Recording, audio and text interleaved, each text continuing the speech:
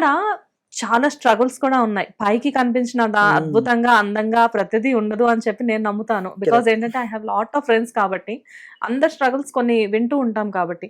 So what about you? మీరు ఎప్పుడైనా అలాంటి స్ట్రగుల్స్ ఫేస్ చేశారా? This much of journey, almost 12 years of journey కదా, అంటే ఒక పుష్కరం కంప్లీట్ చేశారు. యా. అంటే స్ట్రగుల్స్ అంటే there will be always challenges for me especially. Why for me?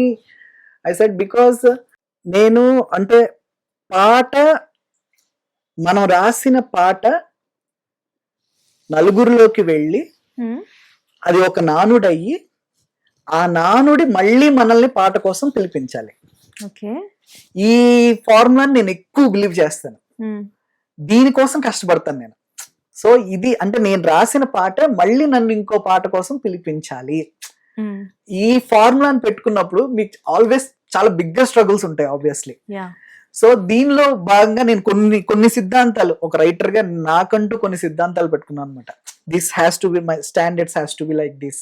పాటలో అంటే ఇలా ఐటమ్ పాటలు అలాంటిది కాదు, కానీ ఇట్స్ కైండ్ ఆఫ్ ఒక మన పాట అంటే ఖచ్చితంగా ఆడియన్స్ లోకి వెళ్ళి రిజిస్టర్ అయిపోవాలి. రాస్తే అలా రాయాలి.